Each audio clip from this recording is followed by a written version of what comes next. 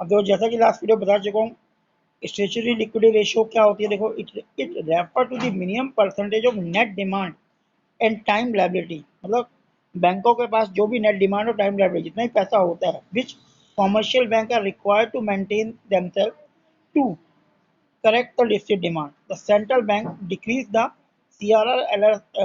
SLR, increase the amount of active cash resources to commercial bank and enhance their credit creation power. It will rise the level of borrowing.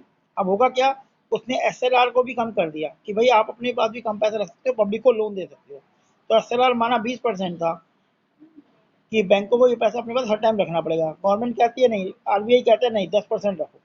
तो अब जिस bank के पास 100 करोड़ रुपए था या 1000 करोड़ रुपए public को देने के लिए था और उसका 20% वो 200 करोड़ केवल उसे अपने पास रखना पड़ रहा था, 1000 में से 200 करोड़ उसे अपने पास रखना पड़ रहा था due to statutory liquidity ratio के कारण या रिजर्व के कारण, ठीक है ना।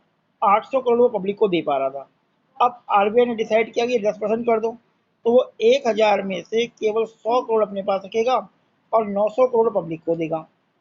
उसका मतलब 100 करोड़ वो ज़्यादा पब्लिक को दे पा रहा है। जब 100 करोड़ पब्लिक के पास मनी का फ्लो ज़्यादा जाएगा इकोनॉमी के अंदर, तो नॉर्मल सी बात है डिमांड राइज करेगी, और डिमांड राइज ही करनी है हमें डिफरेंट डिमांड के अंदर। इस तरह कंट्रोल करता है।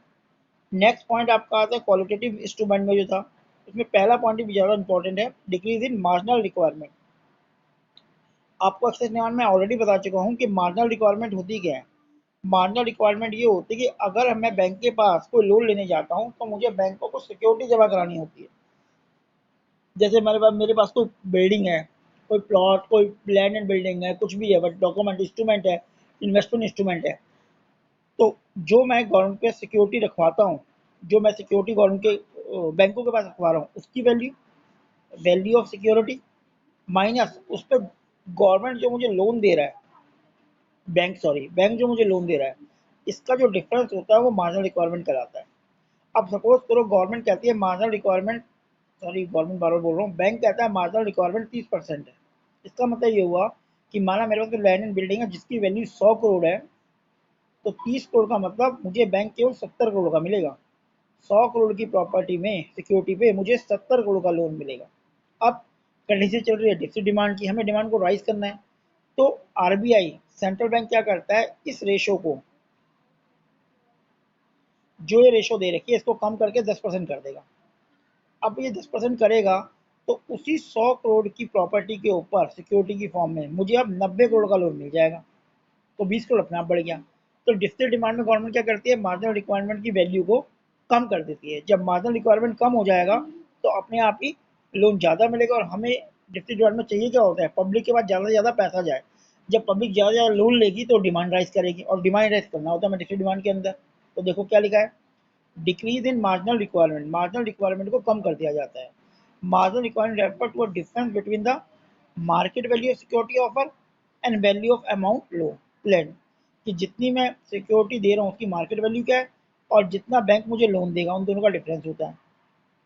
During deficit demand central bank reduce the margin, central bank इस मार्जिन को कम कर देता है, which enhance the credit creation power of bank, bank की क्रेडिटेशन पावर बढ़ जाती है।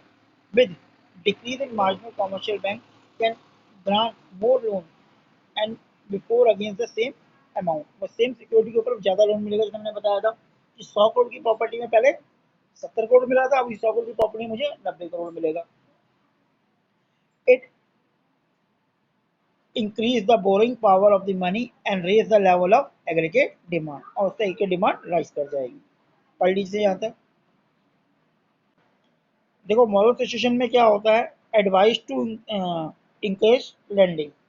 सेंट्रल बैंक सबसे बड़ा बैंक होता है, तो बाकी कॉमर्शियल बैंक को एडवाइस देता है कि भाई आप लैंडिंग को बढ़ाओ, ज़्यादा ज़्यादा लोगों को लोन दो ताकि लोग डिमांड करें। This is the combined and precede pressure to central bank apply for the bank for other order to get them act manner aligned with the policy. During deficit demand, central bank advise and request to the redress or pursuit for the commercial bank to increase the credit and help to available credit rise availability of credit aggregate demand, उससे demand अपने आप बढ़ होगी। फिर selective credit control, withdraw credit rationing, credit rationing का मतलब government control खत्म कर देती है कि पर्टिकुलर काम के लिए आपको इतनी इतना ही लोन मिलेगा।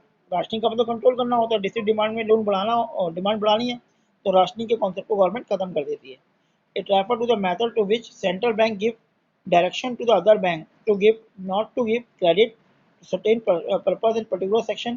During district demand, the central bank withdraw the rationing for credit and made effort to engage credit, क्योंकि क्रेडिट अगर बढ़ेगा तो डिमांड बढ़ेगी और डिस्ट्रिक्ट डिमांड में हमें डिमांड को बढ़ाना ही होगा।